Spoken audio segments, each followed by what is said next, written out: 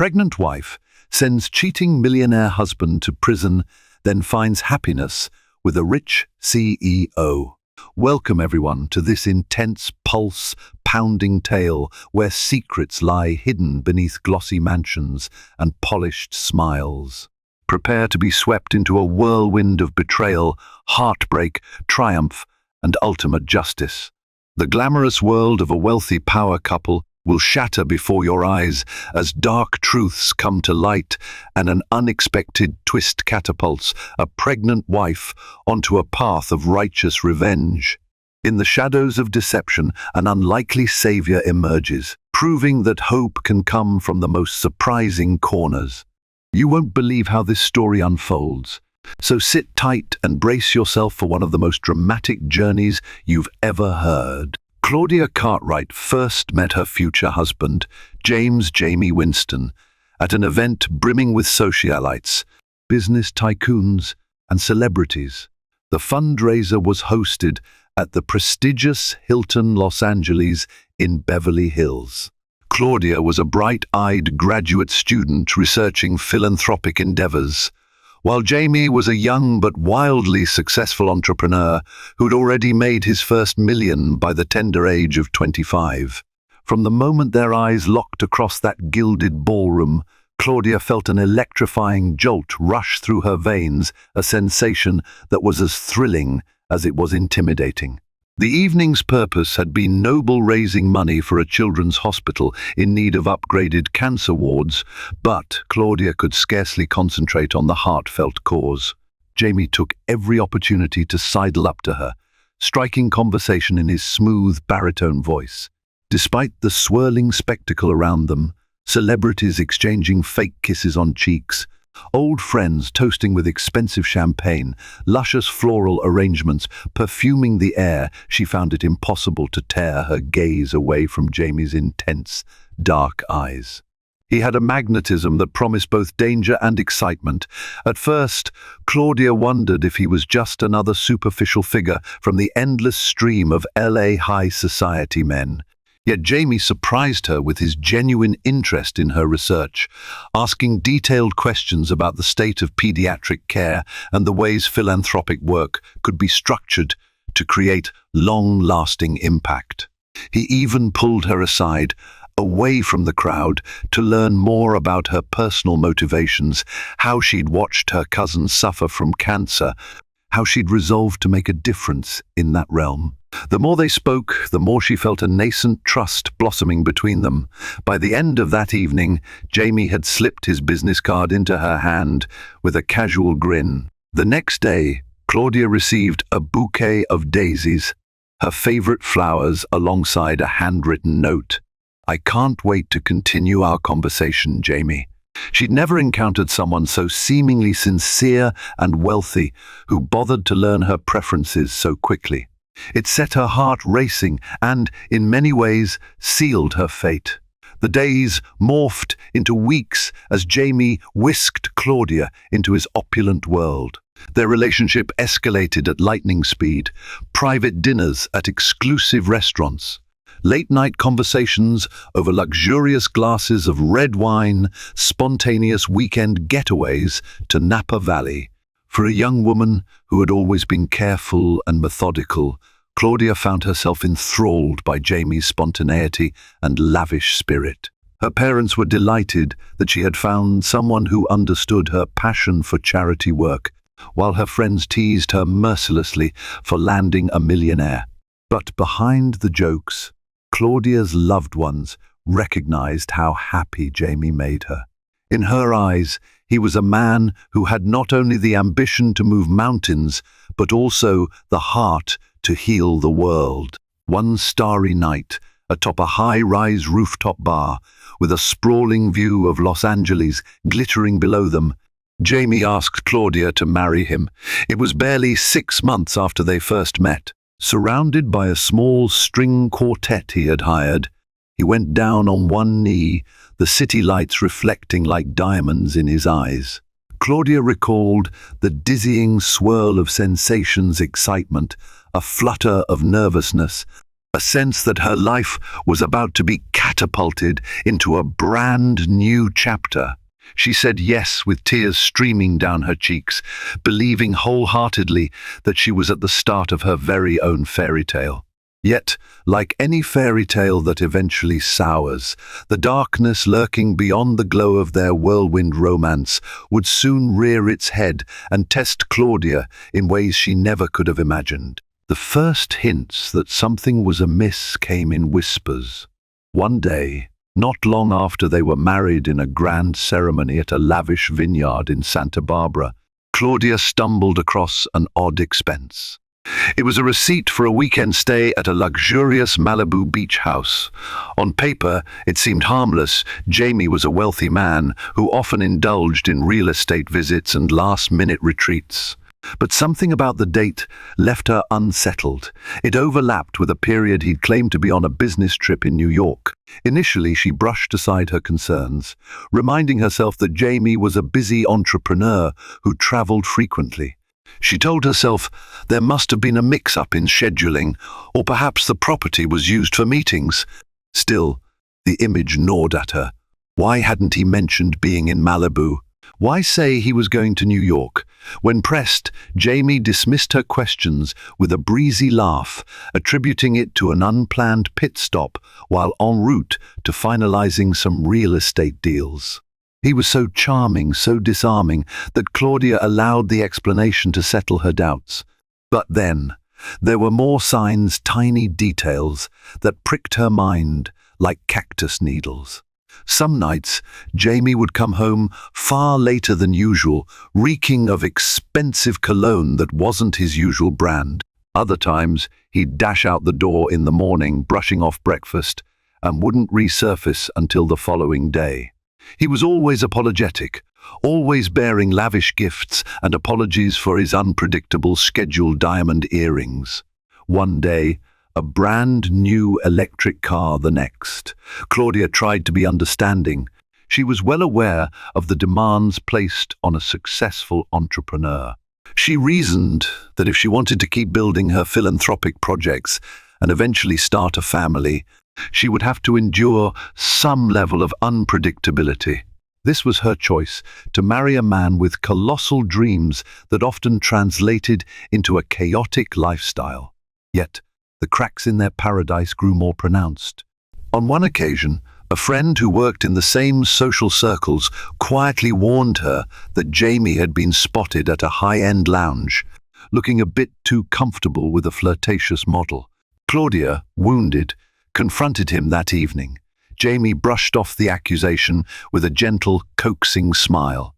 "I was there with a client," he claimed. "We closed a deal, and she was just someone else at our table. Rumors fly faster than birds around here. You know that." He kissed Claudia's forehead, led her to their spacious balcony, and showed her the LA skyline, as if it was some trophy he'd acquired for her. "You're the only one I love," he whispered, and for a moment she believed him. But a nagging sense of dread crept deeper into her heart. At the time, Claudia also discovered she was pregnant. The joy that coursed through her overshadowed her suspicions. She imagined them nurturing a child together. Jamie might scale back his travels to spend time with their baby, or so she hoped. Her maternal instincts flared to life, urging her to focus on positivity, to protect her stress levels for the sake of their unborn child. And so the subtle cracks, the swirling doubts, were temporarily plastered over by the news of an impending child, a new promise that perhaps everything would be okay. But life has a way of ensuring that hidden truths don't remain buried for long. The day that truth erupted into the open would be the day Claudia realized just how deep Jamie's betrayal ran and how dangerous he could be when cornered. It happened on a rainy Tuesday, an anomaly in sunny Los Angeles weather. Claudia was out running errands, her pregnant belly just beginning to show beneath a warm cardigan. She felt a flutter of nervous excitement each time she thought about the baby. After picking up vitamins at the local pharmacy, she decided to surprise Jamie at his office with a home-cooked lunch, one of her mother's old recipes, a comforting chicken casserole. She was tired of waiting endless hours for him at home. Maybe spending a bit more time in his sphere would help solidify their bond again. As she arrived at the modern high-rise that housed Jamie's company, Winston Enterprises, she noted how the glass exterior reflected the somber sky. Usually, a friendly receptionist welcomed her with a warm smile, but that day there was no one at the front desk. Confused, she ventured further into the corridors, calling out politely for assistance. The office seemed surprisingly empty. Then she noticed a faint light emanating from one of the executive meeting rooms. Curious, she approached the partially open door. Inside, she heard hushed voices, Jamie's voice, definitely, and someone else's, distinctly feminine. Pausing, she listened, heart pounding, as he murmured phrases that struck her like a punch to the gut. "You know I hate lying to her, she's pregnant. For God's sake. But this child changes nothing between us. I'm just waiting for the right moment. Once things settle, we can continue where we left off. Patience. If Claudia finds out, I'll handle it." Claudia's stomach twisted into knots. Her mind raced, refusing to believe what she was hearing. Carefully, she peeked inside, pressing her eye against the gap in the door. There she saw Jamie leaning over a sleek desk, his arm draped around a tall, blonde woman with striking features.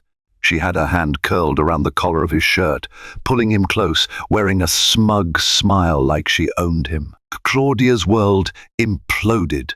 The stress of the moment caused her hands to tremble, nearly dropping the container of casserole. She wanted to burst in, to shout, to rage at them, but fear and heartbreak held her back. Instead, she retreated, leaving the building with tears clouding her vision, shoulders hunched, as if a physical weight pressed down on her. She spent the afternoon driving aimlessly through the city, her mind whirling with questions. Who was the other woman? How long had this been going on? And what did he mean by handle it if Claudia finds out? In her most cynical nightmares, she never imagined Jamie would maintain such a blatant affair while she carried his unborn child. Eventually, she pulled over at a roadside cafe, the sign illuminated by neon lights that blurred through her tears. She couldn't stomach food, but she forced herself to sip a chamomile tea, hoping to soothe her jangled nerves for the baby's sake. In those moments, her fury mingled with heartbreak, forging a resolve that glimmered like steel under the raw ache. If Jamie thought she would be just another docile wife, complicit in his lies, he was dangerously mistaken. Claudia chose not to confront Jamie immediately. She suspected that if he could lie so effortlessly about his whereabouts, there might be far more skeletons in his closet. For the sake of her unborn child, she needed to know exactly what she was up against before deciding her next move. The following weeks were excruciating. Claudia continued to play the role of a loving wife, while inwardly she was consumed by the desire to uncover every facet of Jamie's secrets. She began to discreetly follow Jamie's schedule, using the Find My Phone feature they had initially set up in more innocent times. It led her to suspicious rendezvous spots across the city, from luxury spas to dimly lit lounges. Each location told a piece of the story, a midday fling here, a hush-hush meeting there. One afternoon, she discovered an appointment in Jamie's calendar titled Beach Meeting, referencing the very same Malibu property that had first set her suspicions alight. Determined, she drove out to Malibu and parked at a discreet distance. She waited in the driver's seat of her modest SUV, heart hammering as a torrential wave of conflicting emotions threatened to overwhelm her. After nearly an hour, a flashy sports car rolled down the driveway, and out stepped Jamie, accompanied by the same blonde woman Claudia had seen before. Unable to quell her boiling rage, she grabbed a hat and oversized sunglasses, slipped out of her vehicle, and stealthily followed them to the beach house deck. Through a crack between the glass panels, she witnessed them entwined in a sensual embrace. Their conversation, once again, struck her like lightning "When is your next business trip out of town?" the woman asked. "Soon. I'll say I have to fly to the East Coast again," Jamie replied in a low voice. "But I'll be here with you instead. I just need to keep up appearances until the baby arrives. After that, I'll figure out how to keep Claudia quiet and out of the picture." The woman's laugh sent shivers down Claudia's spine. "Such a gentleman," she teased. "But don't get too cocky. The moment she suspects something serious, she might become a problem." Jamie smirked. "She won't. Claudia's too naive, too wrapped up in her philanthropic fantasies to suspect a thing. Besides, even if she did, it wouldn't matter. I have the power to make sure any problem vanishes." Claudia's blood ran cold. It was one thing to suspect a romantic betrayal. It was another to witness Jamie's callous disregard for her well-being and that of their unborn child. She had no illusions now. This man she loved was manipulative, selfish, and potentially dangerous. She crept back to her car, numbness overtaking her entire body. If he was so brazen about an affair and so dismissive about her existence, what else was he hiding? In the ensuing days, Claudia's suspicion grew beyond personal betrayal. That mention of keeping her quiet and making problems vanish hinted at a darker side to Jamie's business dealings. Perhaps it was the adrenaline from heartbreak that kept her awake night after night, combing through old documents, searching for any financial irregularities. The truth slowly crystallized. Jamie was hiding far more than an extramarital affair. Examining credit card statements, bank transactions, and corporate reports, Claudia began to notice patterns: money transferring in and out of shell companies, real estate transactions that never materialized, charitable donations that existed only on paper. She recognized the stench of potential fraud, a suspicion that turned her stomach. On a hunch, she explored Winston Enterprises' financial reports. Some columns simply didn't add up. Funds earmarked for philanthropic projects through the Winston Foundation, which she'd helped promote, appeared to vanish into suspicious accounts. One evening, she discovered a reference to a shady offshore account, masked under a series of shell corporations. She cross-referenced these accounts with the times Jamie had claimed to be away on business. The puzzle pieces fell into place. Jamie was funneling large sums of money to obscure locations. He wasn't the philanthropic golden boy the world believed. He was siphoning donations to fund his extravagant lifestyle and covering his tracks with bogus business deals.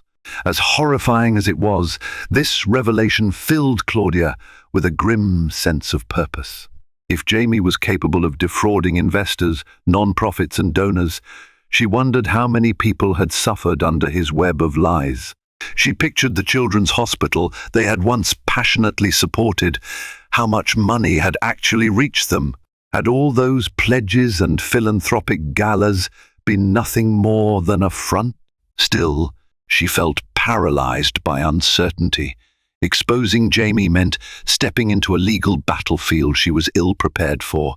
Moreover, she worried about the blowback on her unborn child. Yet she also knew her conscience would never allow her to stay silent. The final straw came when she overheard Jamie on a phone call in which he threatened a former associate who dared to question the finances. "You think you can accuse me of fraud? I'll bury you," Jamie snarled into the phone. "My lawyers will ruin your life before you can blink. I've got the best in the city. Don't test me." Claudia realized then that Jamie was not only cheating on her, he was also a crook using intimidation to maintain his empire. Without doubt, if she tried to confront him directly, he might threaten her safety or that of their child. She had to be strategic, gathering irrefutable evidence before making her move. Desperate for guidance, Claudia turned to someone she trusted implicitly, her longtime friend, Serena Diaz, an investigative journalist she'd met back in college. Serena was known for her dogged persistence in uncovering truth and a strong moral compass. If anyone could help navigate this labyrinth of deceit, it was her. They met late one night at an out-of-the-way diner in downtown Los Angeles. Rain pelted the pavement outside as neon signs buzzed overhead. Claudia sipped hot chocolate, her hands trembling as she recounted everything she'd discovered the affair, the mysterious financial transactions, the conversation at the beach house, Jamie's apparent threats. Serena listened intently, her sharp gaze unwavering. Occasionally, she jotted down notes on a worn leather-bound notebook. After Claudia finished, Serena leaned forward, speaking in a hushed tone. "Claudia, you're in deep waters. If your husband is laundering money or committing fraud and you expose him, he won't take it lightly. But if you have evidence, you might be able to approach authorities, people who can protect you and your unborn child." Claudia exhaled shakily. "I'm scared, Serena. He has powerful connections. He brags about controlling politicians, law enforcement, the works. I worry he's not bluffing." Serena laid a comforting hand on Claudia's. "You're right to be cautious, but you can't let fear paralyze you. Let me make some calls, check into his finances. In the meantime, keep collecting everything you can. We'll need a solid case before we even think about going to the authorities." That night, Serena promised to discreetly use her investigative resources. She had contacts within regulatory agencies, lawyers who specialized in white-collar crimes, and even law enforcement officers who owed her favors. Claudia left the diner feeling a mixture of terror and hope. Knowing she wasn't alone in this battle gave her the strength to keep going. Behind closed doors, in the mansion she once considered her dream home, Claudia acted as though nothing was wrong. She continued to indulge Jamie's schedules, his late-night outings, and his half-hearted excuses. In front of him, she forced a smile. Behind his back, she and Serena worked tirelessly, combing through digital footprints, forging alliances, and documenting every piece of evidence they could find. The unborn child became her greatest source of motivation. Each kick, each flutter in her belly, reminded Claudia that she wasn't just fighting for her own future, she was fighting for the safety and integrity of the tiny life growing within her. Time was running out. Claudia's pregnancy advanced steadily, and with each passing week, her baby bump became more pronounced. Jamie, forever oblivious to her investigations, grew more brazen in his affairs, often not returning home until dawn. The nights Claudia spent alone in their massive bedroom, tears slipping down her cheeks, fueled a mounting determination. She knew she had to act before the baby arrived. Serena's research revealed that multiple complaints had been filed against Winston Enterprises for misappropriation of funds, but each complainant had mysteriously withdrawn their claim or vanished after facing legal threats. The puzzle was clear. Jamie wielded intimidation like a weapon, burying lawsuits before they could gain traction. But now, with Claudia's insider knowledge and trove of paperwork, they had a chance to build an airtight case. Serena connected Claudia with a legal team specializing in white-collar crimes. At first, the lawyers hesitated, worried about the blowback of going after a powerful figure like Jamie Winston. But once they saw the evidence documents cross-referencing shell companies, falsified charitable donations, testimonies from staff members who had confided in Claudia, they realized the potential magnitude of the case. With the right approach, they could bring Jamie to justice. To ensure her safety, Claudia moved quickly. She started discreetly transferring her personal assets out of joint accounts to protect herself financially. She also rented a small, secure apartment in a lesser-known neighborhood under an alias, preparing for the possibility she might need to hide once the storm broke. The only individuals who knew about this secret apartment were Serena and her legal team. But the hardest part remained: confronting Jamie, or at least ensuring he faced the full extent of the law.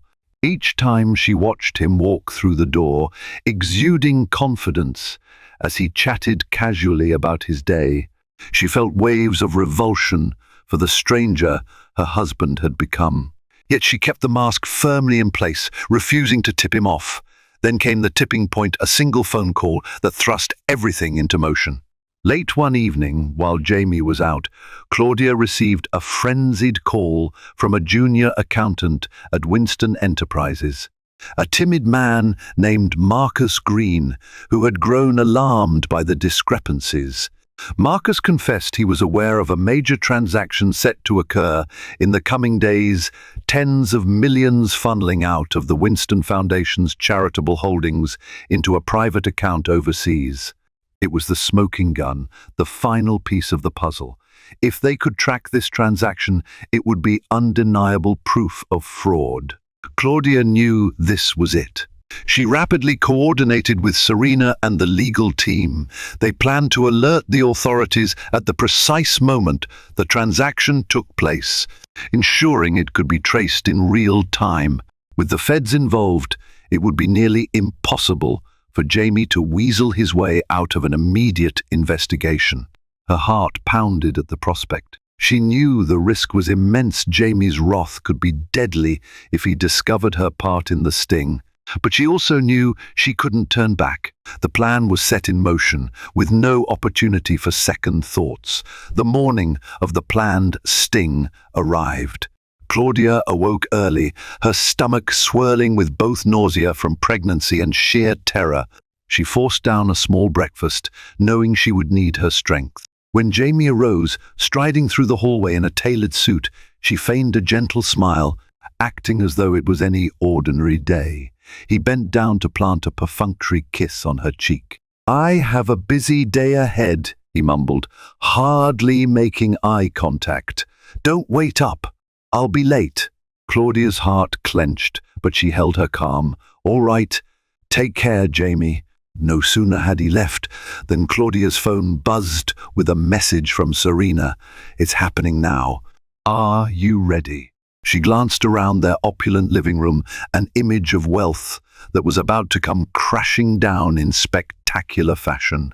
She pressed a trembling hand to her belly, murmuring a silent prayer for safety, and texted back, "Yes, I'm ready." The day crawled by. Claudia paced the house, occasionally answering phone calls from the legal team, from Serena, from the authorities who were monitoring the transaction. She had provided them with every detail necessary to trace the funds in real time, the shell company names, bank account numbers, even the exact minute the transaction was slated to go through. By mid-afternoon, the net began to close. Federal agents armed with warrants converged on Winston Enterprises headquarters. Serena stood by as a silent observer, her press badge granting her limited access to the scene.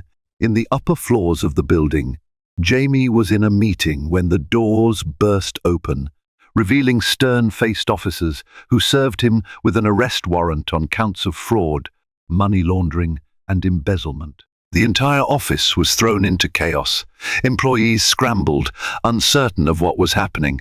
Marcus Green, the junior accountant, pretended to be surprised, just as they had planned, keeping his involvement hidden for his own protection.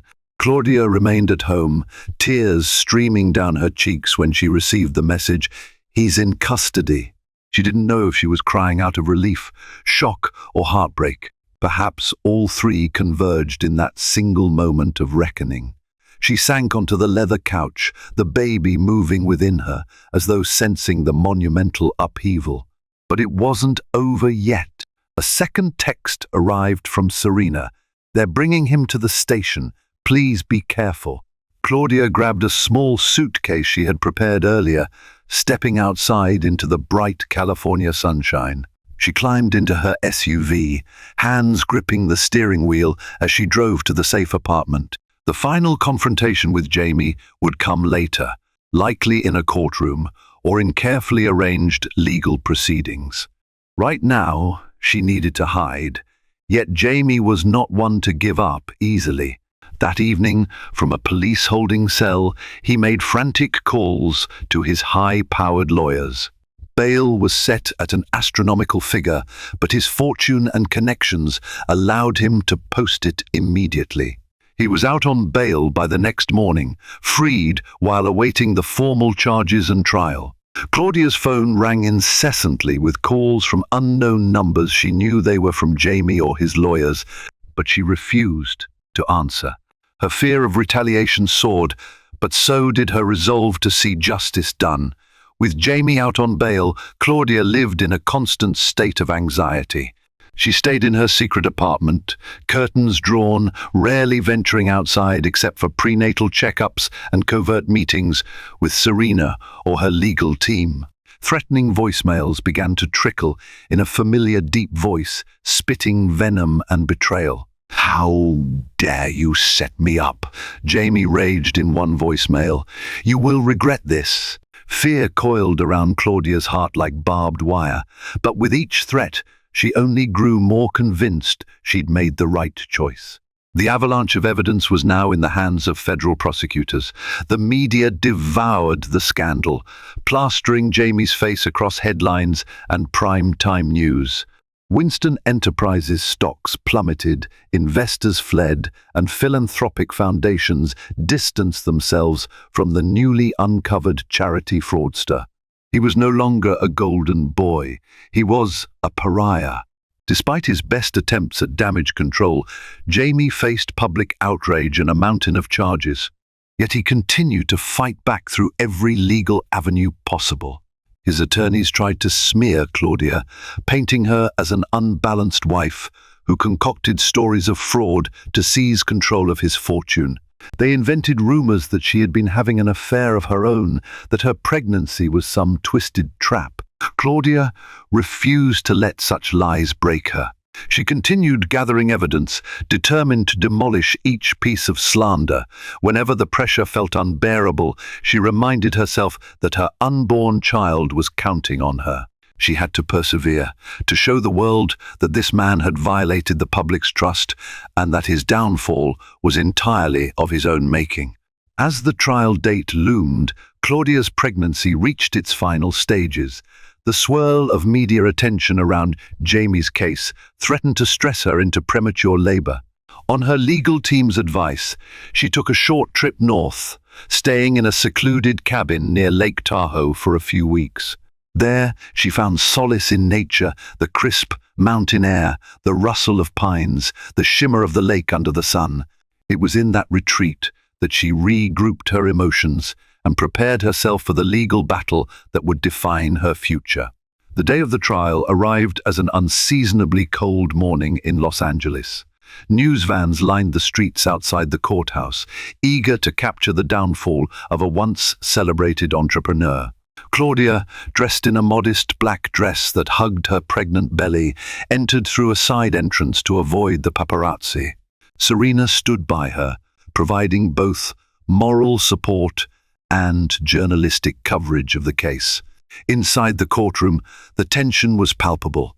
On one side, Jamie and his fleet of expensive lawyers. On the other, federal prosecutors armed with binders of incriminating documents. Claudia took the witness stand, her pulse racing.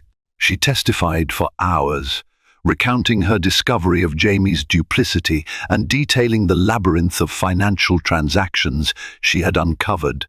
Jamie's lawyers attempted to discredit her at every turn, suggesting she was simply a scorned wife looking for revenge.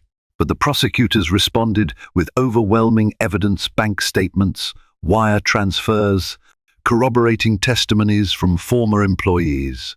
Marcus Green also took the stand, under the protection of whistleblower statutes, verifying that Winston Enterprises had systematically diverted charitable funds into offshore accounts. By the trial's third day, the defense began to crumble. In desperation, Jamie's lawyers argued that Winston Enterprises' finances were complicated, that no direct line of fraud could be established. But prosecutors displayed transaction histories, complete with timestamps and the benefactor's original intentions. proving funds for charitable causes had ended up in Jamie's private accounts.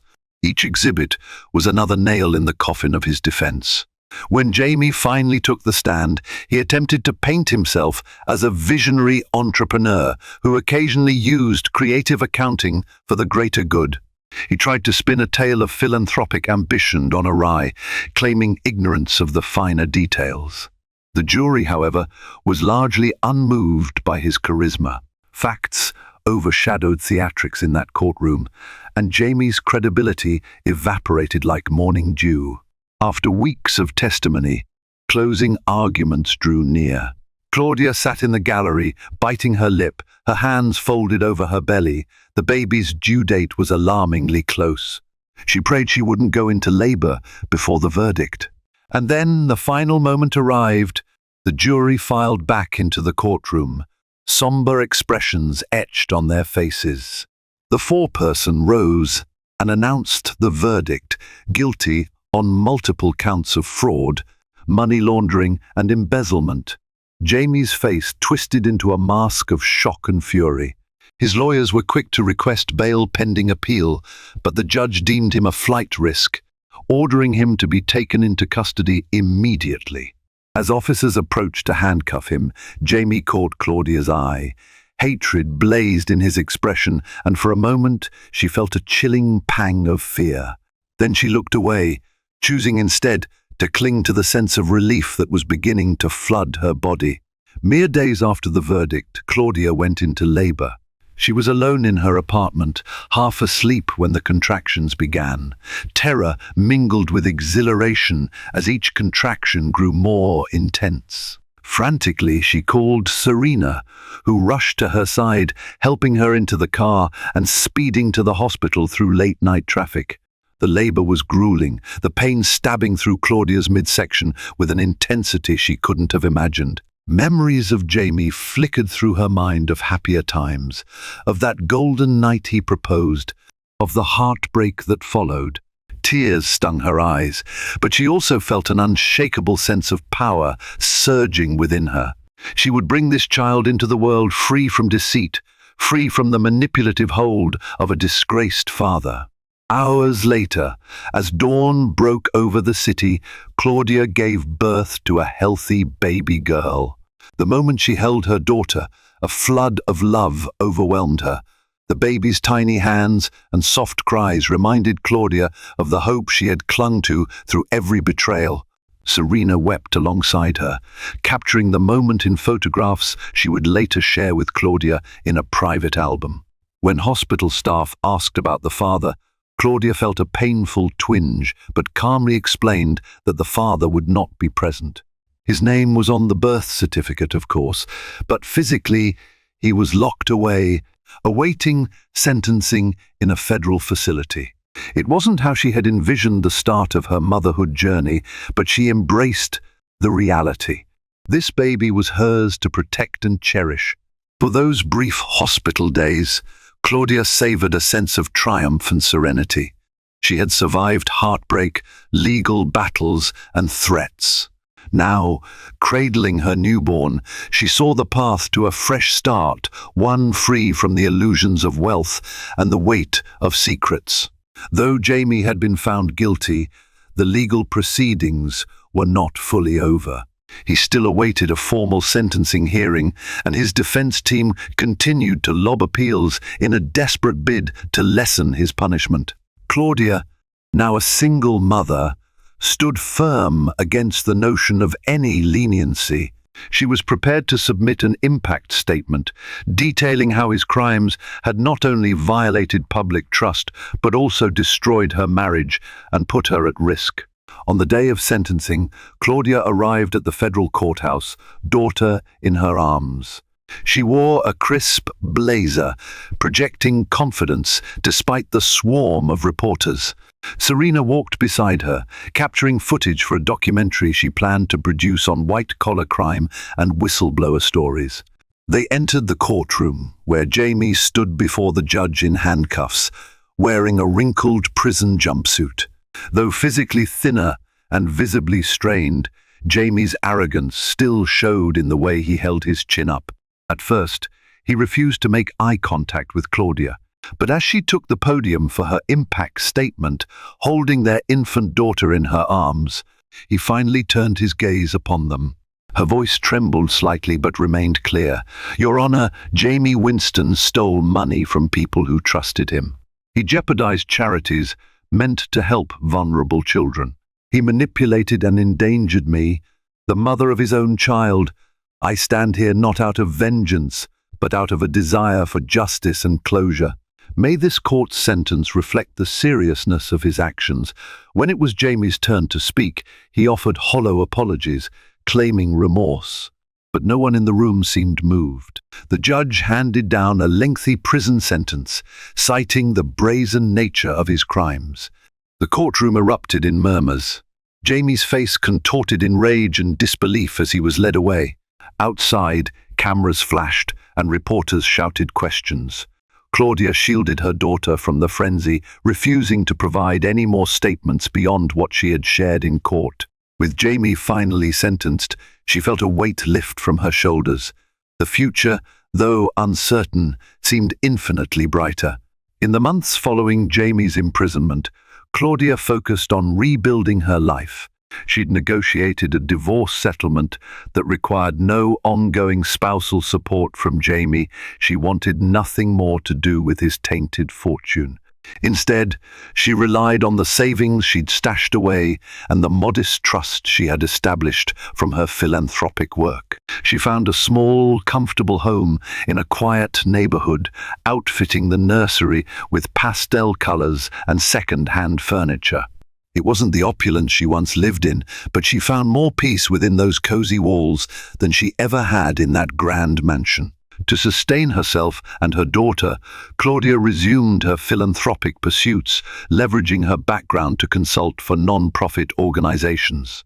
Her experience with Winston Enterprises ironically became a cautionary tale. She taught charities how to spot red flags in donations and to ensure transparency in their financial dealings.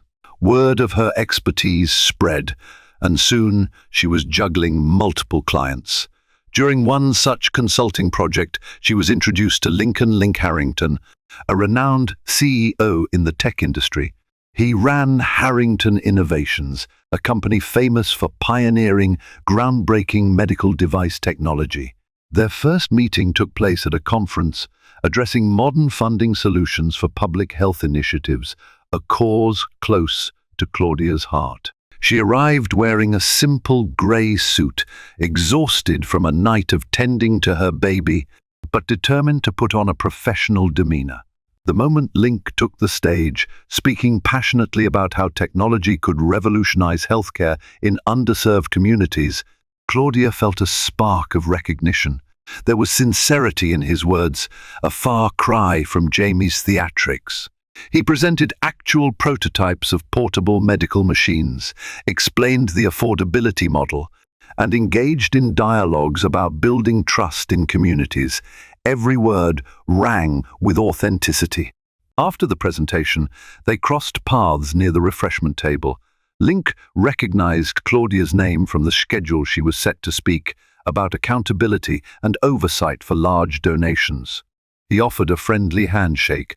Up close, she noticed streaks of grey in his neatly styled hair, which made him look both distinguished and approachable. "I'm a big supporter of philanthropic transparency," Link said. "I've heard your story. You've been through a lot, but you turned it into a teaching moment for the charitable world. That's admirable." Claudia felt a twinge of embarrassment, knowing her personal tribulations had become somewhat public. But Link's gaze held no pity, only respect. "Thank you," she replied softly. "I'm trying to ensure no one else falls victim to the same deceit." Their conversation flowed easily. He asked about her baby, about her work. She asked about his technological innovations and the ways he planned to expand globally.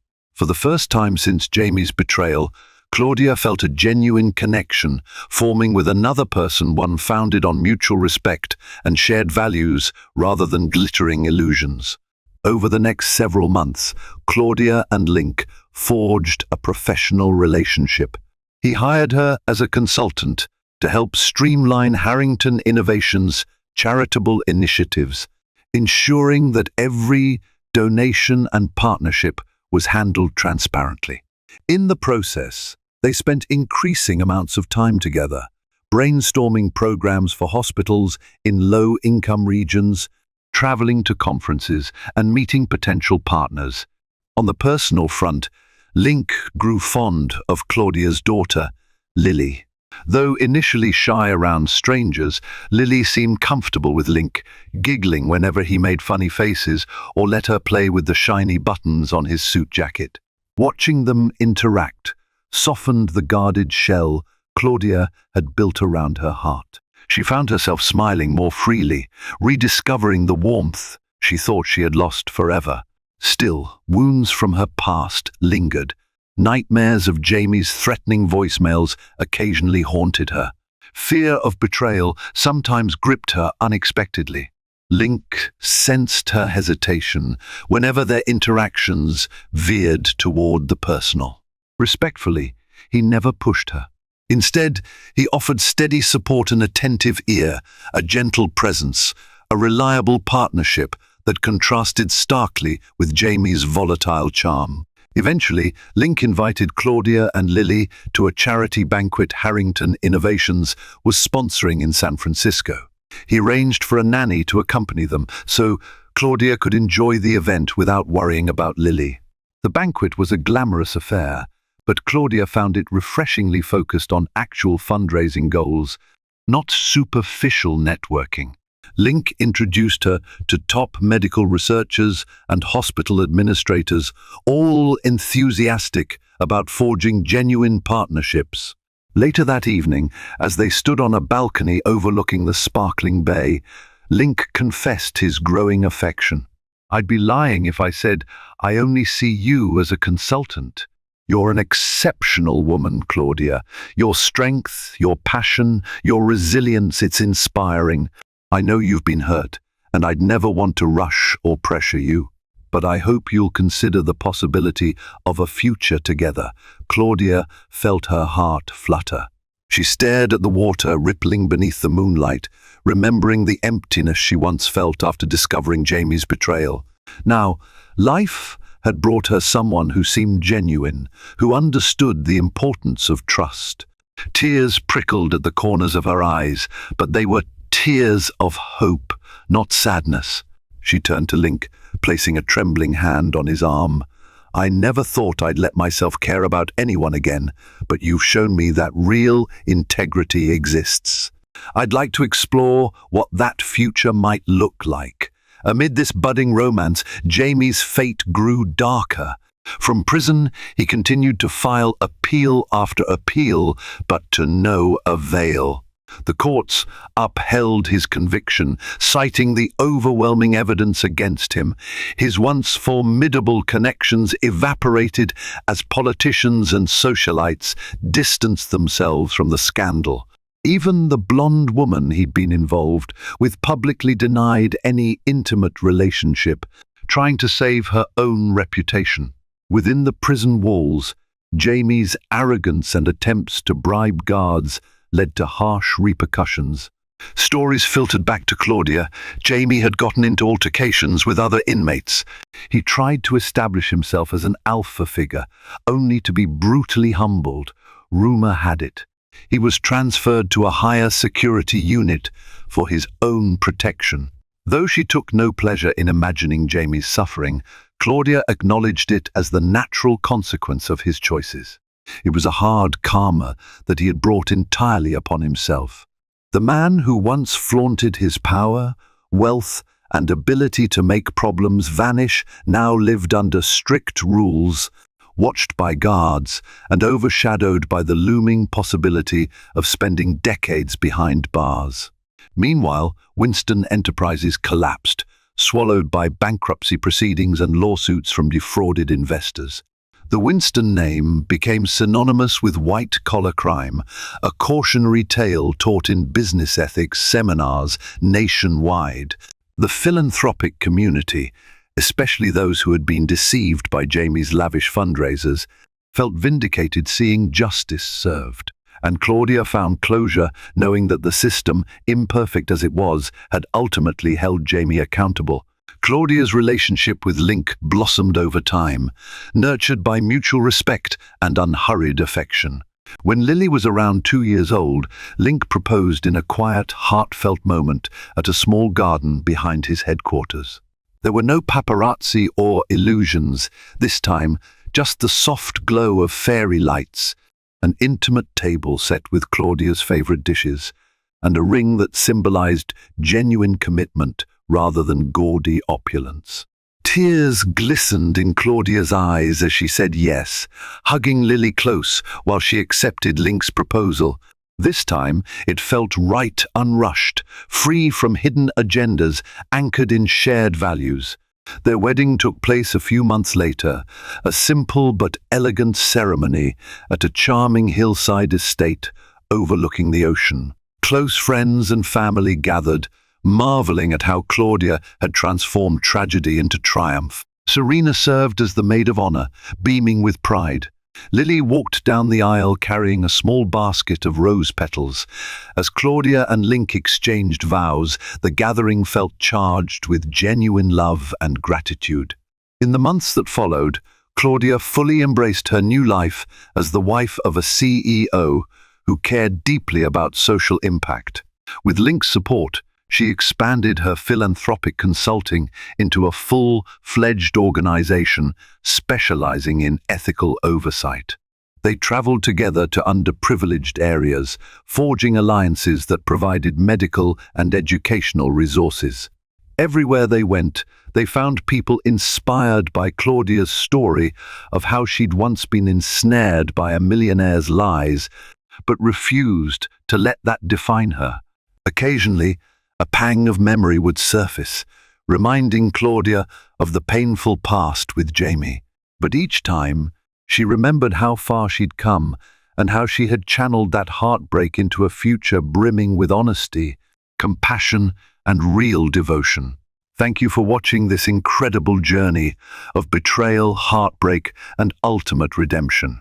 Claudia, once trapped in the web of a cheating millionaire husband, bravely uncovered his criminal empire, stood tall against his threats, and found love anew with a genuine CEO who shared her values.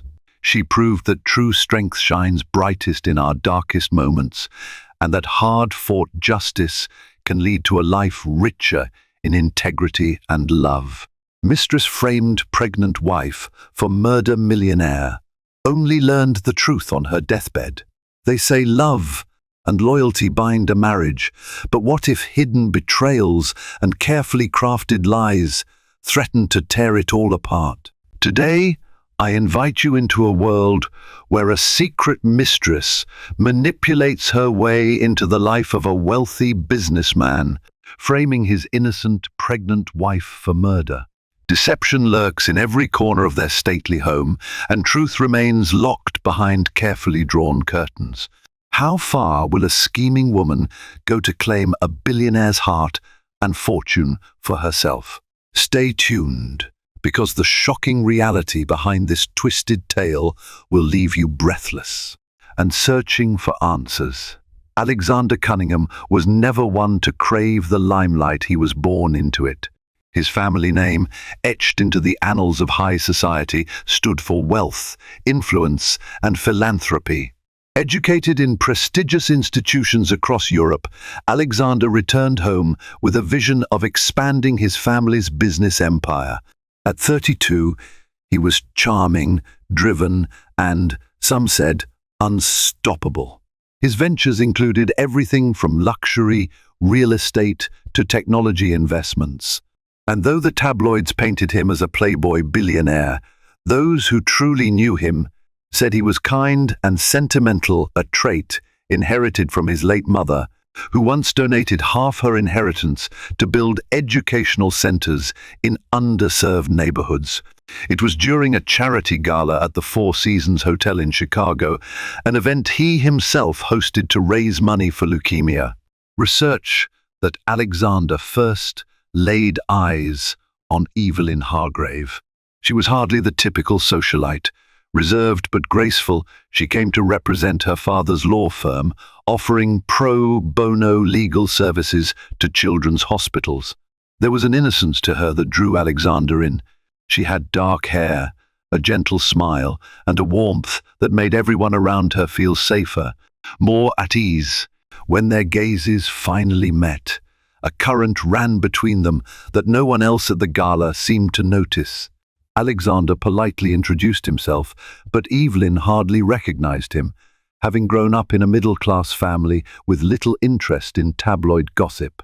Her obliviousness was refreshing to him. He was used to women who already knew his net worth and had expectations. That night, conversation flowed easily about their shared aspirations for philanthropic work.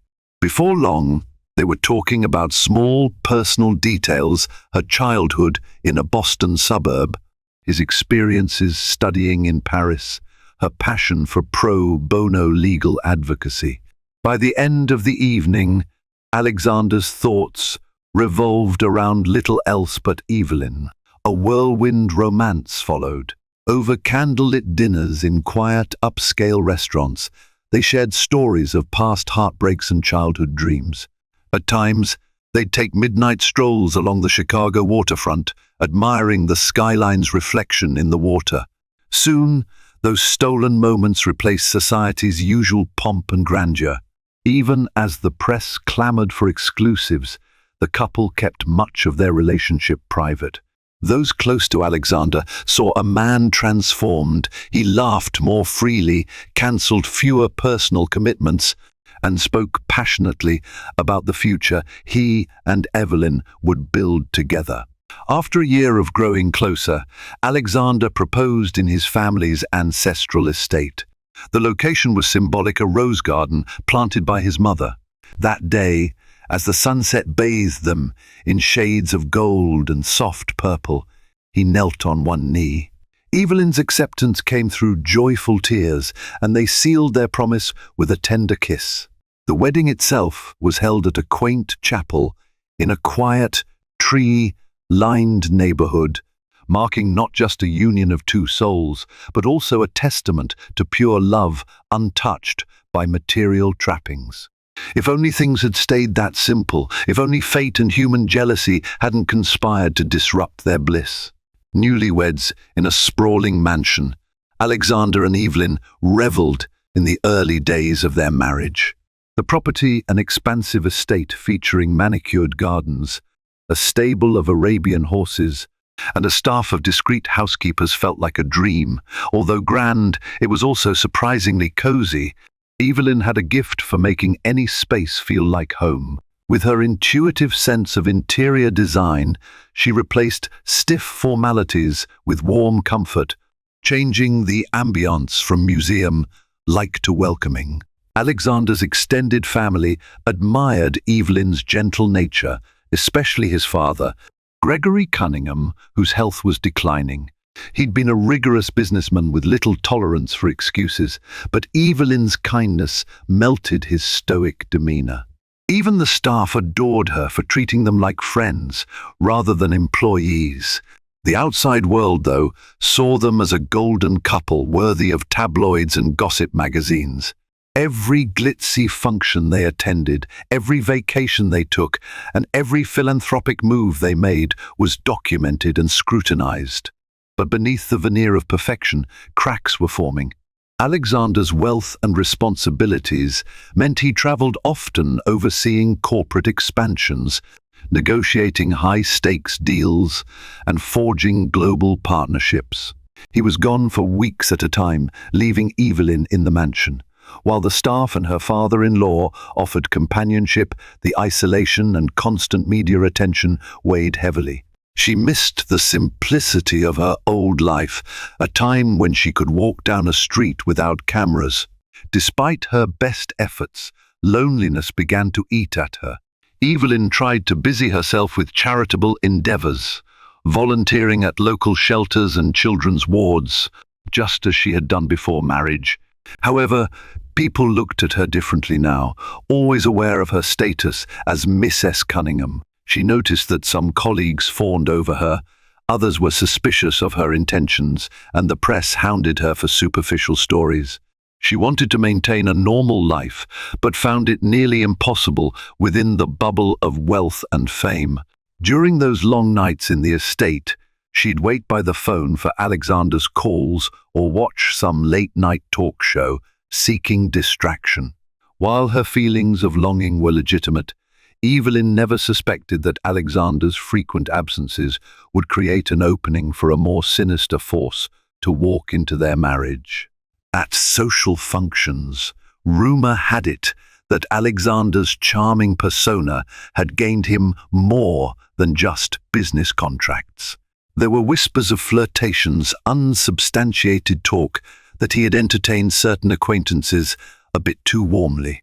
Evelyn tended to brush aside such rumors. She trusted her husband. After all, he had promised unwavering loyalty, and every conversation they shared reminded her of how much he cared.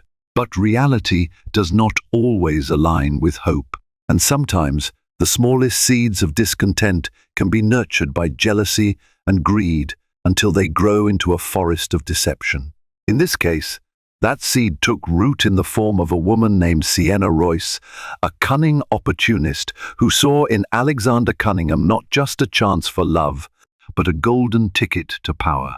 Sienna Royce worked as a high-level consultant at one of Alexander's affiliated companies, a marketing firm that handled promotions for his various ventures. Tall, statuesque, and brilliant in her field, Sienna was one of those people everyone seemed to notice. She commanded attention not only because of her striking features, raven black hair, emerald green eyes, but also her keen ability to read a room and manipulate its energy in her favor. She could transform a mere business pitch into an unforgettable experience with her wit and unwavering confidence. Alexander was first intrigued by her work ethic. While investigating stagnant growth in one division of his conglomerate, he consulted the marketing firm. Sienna's proposals were revolutionary. She identified untapped demographics and devised campaigns that leveraged social media trends. She seemed to predict consumer behavior before it occurred, and that prescience made her indispensable in Alexander's eyes. He praised her openly during board meetings and financed her ambitious projects. Behind that professional admiration, Sienna harbored deeper ambitions. She had grown up in modest means. Her father was a factory worker, her mother a seamstress. She saw wealth as the ultimate security, the ticket out of a life defined by financial struggle. The moment she stepped into the world of corporate opulence, she became determined to climb to the top. She networked relentlessly, charmed CEOs, and built an image of unstoppable success. In Alexander, she spotted more than a charismatic client. She saw the culmination of her aspirations. Their association turned personal after a particularly demanding business trip to Hong Kong. After final negotiations, Sienna invited Alexander to join her for a drink in the lounge. One drink became two, and conversation flowed from professional updates to personal anecdotes. Alexander spoke about Evelyn, but Sienna listened with an unreadable expression, carefully tucking away the details of his marriage. In that moment, she decided she would have him married or not. The actual affair began subtly. Flirty texts about marketing strategies late at night, a casual hand on his arm during business lunches, eyes lingering a second too long. Alexander, lonely and exhausted, found himself drawn to Sienna's vivacity. She seemed to understand the pressures of running a business empire in a way Evelyn, sweet as she was, could not. Soon, stolen kisses in secluded corners replaced innocuous banter. Their first real indiscretion happened during a conference in Dubai, where they ended up in a lavish hotel suite. A single night that should never have happened, but it did, and for Sienna, it was only the beginning. Yet the affair remained clandestine, at least at first. Alexander was plagued by guilt, repeatedly reminding himself that he loved Evelyn, But Sienna proved too tempting, a kind of forbidden fruit that both thrilled and disgusted him. Meanwhile, Sienna had no intention of staying a secret side piece. She wanted everything: Alexander's love, his money, and the status of being the woman on his arm in public. The mistress had arrived on the scene, and she was ready to destroy anything in her path. Ironically, amidst the swirling storm of Alexander's infidelity, a piece of joyful news arrived. Evelyn was pregnant. She had been feeling ill for weeks, morning sickness that wouldn't subside. Alexander had just returned from yet another trip, this one to Los Angeles, when she broke the news with trembling excitement. As she whispered, "We're having a baby," tears glistened in her eyes. In that instant, Alexander's heart stopped. Overwhelmed by guilt and happiness in equal measure, he drew her into a tight embrace, whispering sweet reassurances. She laughed and cried at once, a mix of relief and anticipation. For a moment, Alexander felt the weight of his deception crushing him. As word spread, excitement filled the estate. Gregory Cunningham, though weakened by age and illness, was elated at the prospect of a grandchild. Staff members eagerly offered their congratulations, and a sense of renewal took hold. Alexander promised himself he would end the affair with Sienna. This new life demanded his unwavering devotion. This child deserved nothing less, but Sienna had other plans. She found out about Evelyn's pregnancy through a slip of gossip at work. A colleague congratulated her on her boss's new family news, not realizing Sienna had any interest in Alexander's personal life. In that moment, a burning jealousy ignited within her. She cornered Alexander in his office one afternoon, demanding to know why he'd kept the pregnancy from her. He tried to explain that he intended to be a faithful husband and father, that they had to end their affair. This was all it took for Sienna's carefully masked ambition and rage to come roaring to the surface. She refused to accept his decision. She said she loved him, that she had given her best years to him professionally and personally. She refused to be cast aside now. Alexander insisted it was over, that the child changed everything. Yet Sienna simply stood there, silent, her eyes shimmering with resentment. She vowed to make him regret his choice if he dared to abandon her. Despite his own turmoil, Alexander felt a renewed sense of duty to Evelyn. He poured himself into husbandly tasks, attending doctor's appointments, helping choose the nursery decor, even scaling back his business trips so he could be present for every milestone. In the evenings, he'd soothe Evelyn through her nausea, warming soup and rubbing her back. She saw a transformation in him. He became more tender, more attentive. Unaware of the heartbreak that loomed just below the surface, Evelyn believed their marriage had entered a new, beautiful phase. Sienna, however, simmered in the background, scheming. She nurtured her anger like a twisted seed, determined to sow chaos in Alexander's life. She believed she could reclaim him, or at the very least, destroy what he had built with Evelyn. And so, in the shadows of that grand estate, as the couple prepared for the greatest joy of their lives, a plan of unspeakable malice took shape, a plan that would leave Evelyn framed for a crime she did not commit. Tension hovered thick in the air when Sienna appeared at the estate under the pretext of delivering urgent marketing reports. Evelyn, who had only a vague notion of Sienna's existence as a trusted consultant, greeted her politely. She offered tea in the sunlit parlor, genuinely curious about Sienna's role in Alexander's business. But Sienna's gaze lingered too long on the walls adorned with family portraits, and her smiles never reached her eyes. Evelyn felt uneasy, but she brushed it off as jealousy. Perhaps Sienna was envious of her marriage. She had no clue that this woman had already shared a bed with her husband. The meeting should have been strictly business, but Sienna's gaze flickered across the living room, taking in every detail from the wedding photos to the hints of Evelyn's pregnancy. She complimented the decor, commented on the estate's history, even asked how Evelyn was feeling about impending motherhood. While the conversation was outwardly polite, underlying tension vibrated like a taut wire. Later that day, Alexander came home early. He found Sienna in his office, reviewing documents and sipping from a porcelain cup. The moment he walked in, her tone shifted. She closed the distance between them and whispered so that no one else could hear, "You can't avoid me forever."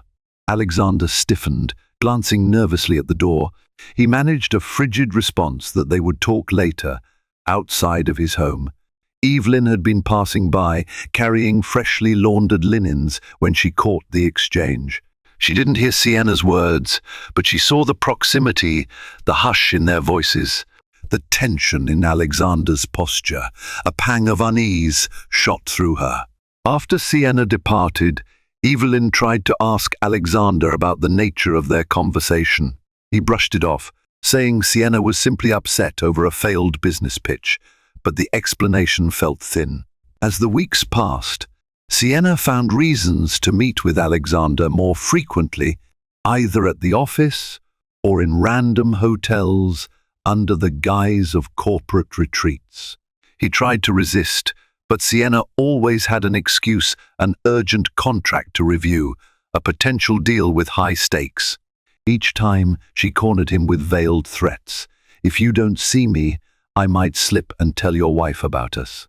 Fearful of causing Evelyn distress during her pregnancy, Alexander caved to these demands, unwittingly becoming a marionette in Sienna's puppet show. For Evelyn, the atmosphere at home changed subtly. She sensed Alexander's stress, the way his eyes drifted when they were alone, as though burdened by a confession he couldn't speak aloud. She also noticed suspicious calls at odd hours. He'd walk outside to talk in hushed tones. Rather than jump to conclusions, she dismissed these red flags, telling herself he was overwhelmed by business expansions. She was carrying his child after all. Surely her beloved husband wouldn't betray her now. But betrayal had already occurred. And soon, the ramifications of Alexander's choices and Sienna's vengeful machinations would become devastatingly clear. Evelyn's pregnancy reached its second trimester, and her world should have been filled with baby shopping, nursery preparations, and hopes for a bright future. Instead, she increasingly felt a suffocating unease. Alexander's anxiety only grew more pronounced. She saw it in the bags under his eyes, the restless nights where he tossed and turned. Tactfully, she asked if work was overwhelming him, even encouraging him to share the load. But each time she offered help, he demurred, reassuring her everything was under control. Behind this facade, Sienna's manipulations escalated. She began orchestrating chance encounters that ensured rumors would seep into high society. One night, Alexander, under the ruse of a business meeting, found himself alone with Sienna in a rooftop lounge. She had deliberately chosen a location frequented by gossip-hungry socialites. That same evening, a paparazzo snapped pictures of Alexander looking cornered while Sienna leaned in intimately, whispering in his ear. Within days, tabloids splashed headlines about the mystery woman in the billionaire's life. Sienna leaked just enough clues to stoke speculation, but not enough to confirm an affair. When Evelyn confronted Alexander about the photographs, he stammered through a vague explanation about client relationships. Disturbed, but still wanting to trust him, Evelyn accepted his words with a heavy heart. Yet, a seed of doubt had been planted in her mind. She wished she could talk to Gregory Cunningham for guidance, but his health had taken a turn for the worse. Confined to his room and drifting in and out of consciousness, he was in no condition for serious conversation. As family and doctors attended to Gregory, Evelyn felt more alone than ever. From her vantage point, Sienna decided it was time to set her grand plan in motion. She needed not just to tear Alexander away from Evelyn, but to ensure Evelyn was out of the picture completely. Searching for weaknesses, Sienna discovered that a longtime friend of Evelyn's, Rosalind Porter, served as the estate's occasional counsel, assisting with legal matters relating to staff and property disputes. Rosalind had visited the mansion frequently since Evelyn's pregnancy, providing emotional support. Cunningly, Sienna planned an elaborate trap. She would need a victim, a plausible motive, and a set of planted evidence linking Evelyn to murder. Rosalind Porter became the unfortunate pawn. Perhaps in Sienna's twisted logic, removing Rosalind would be a double victory. She'd eliminate a protective figure in Evelyn's life, and also create circumstances that would incriminate Evelyn beyond doubt. She arranged a secret meeting with one of her unsavory contacts, a private investigator known for forging documents and staging scandals. They discussed forging documents that suggested Rosalind was embezzling funds from the Cunningham estate and that Evelyn had just discovered the crime. Sienna's plan was to lure Rosalind to an isolated location, orchestrate her death, and carefully stage evidence implicating Evelyn as the vengeful murderer. Dark as it was, Sienna believed this plan would sever Evelyn from Alexander once and for all. And so began the prelude to murder, a twisted symphony of cunning, jealousy, and betrayal that would soon destroy an innocent life. On a foggy autumn evening, Sienna set her plan into action. She called Rosalind under the guise of wanting legal advice on a sensitive business matter concerning Alexander's interests. Rosalind, ever concerned about Evelyn's well-being and suspecting something was off, agreed to meet Sienna at a secluded cafe on the outskirts of the city. From there, Sienna claimed they would drive to a private property to discuss confidential documents away from prying eyes. Rosalind never returned from that meeting. Under the cover of darkness, Sienna had lured Rosalind to an abandoned lakeside cabin, claiming it was owned by the marketing firm for discreet off-site gatherings. In reality, it was a decrepit structure far removed from civilization. The caretaker for the property, bribed and intimidated, had turned a blind eye. Once inside, Rosalind grew uneasy. The place looked barely habitable. She questioned Sienna, who feigned innocence. It was then that a masked accomplice emerged, forcibly subduing Rosalind. The last thing Rosalind saw was Sienna's cold, triumphant stare. Sienna's accomplice planted carefully crafted evidence, documents bearing Evelyn's forged signature, referencing legal threats against Rosalind. Snippets of text messages, fabricated and time-stamped, were set to be discovered later, suggesting Rosalind had threatened to expose Evelyn for some fictional crime, and that Evelyn had responded with violent intent. In a final, chilling act, Sienna arranged for Rosalind's lifeless body to be found in such a way that suggested a desperate struggle, one in which Evelyn, presumably, had the motive to end Rosalind's life before any potential secrets could be unveiled.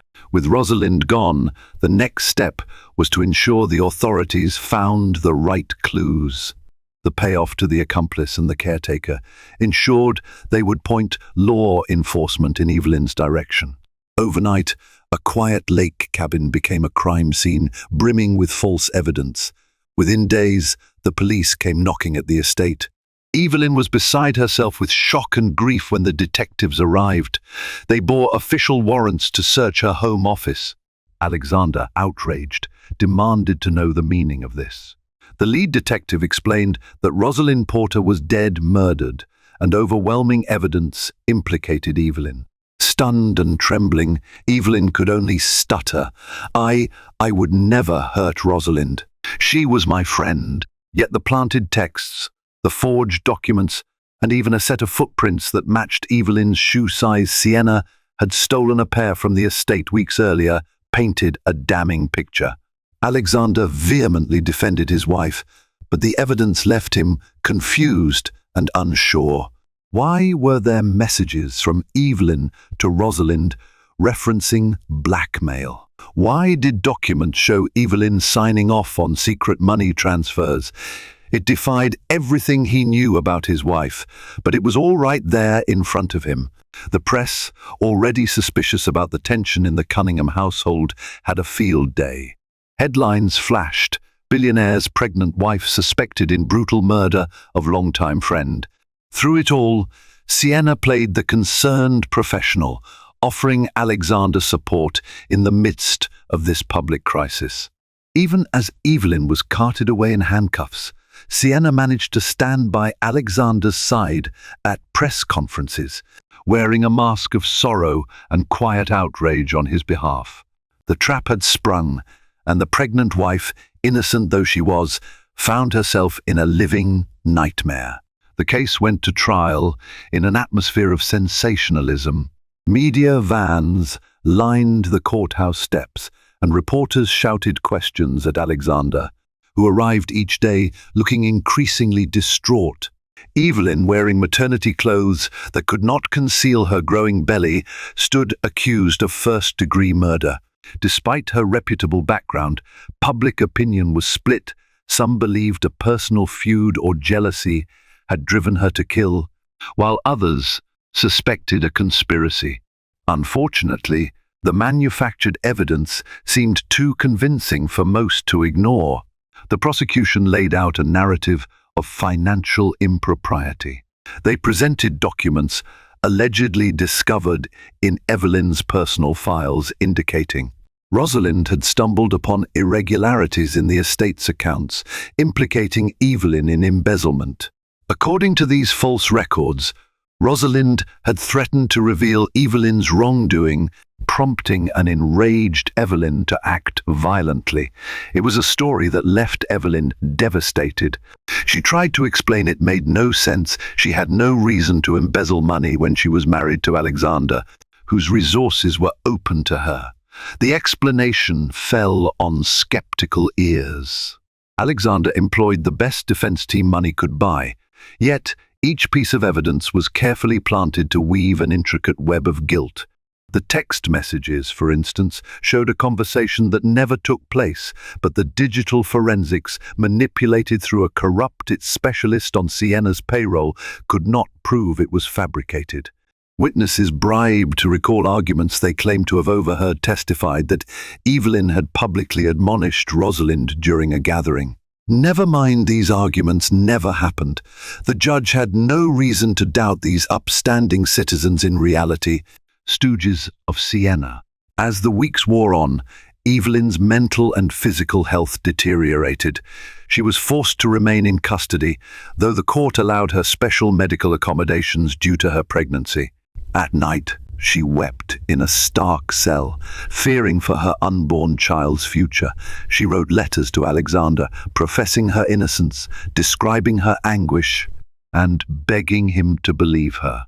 He read them with a breaking heart, torn between the love he felt for his wife and the avalanche of circumstantial evidence that defied logic. Through it all, Sienna continued to offer Alexander a supportive shoulder. She cultivated an image as his trusted ally, speaking to the press with carefully measured sympathy. Behind closed doors, she insisted Evelyn must be guilty. Why else would the evidence be so overwhelming? Alexander, in his darkest moments, began to question everything he believed he knew. Guilt gnawed at him for the affair, but he found himself powerless to unravel the mystery that had trapped his wife. When the verdict was finally announced, guilty of first-degree murder, Evelyn nearly collapsed. She clutched her swollen stomach, tears streaming down her face as the courtroom erupted in murmurs.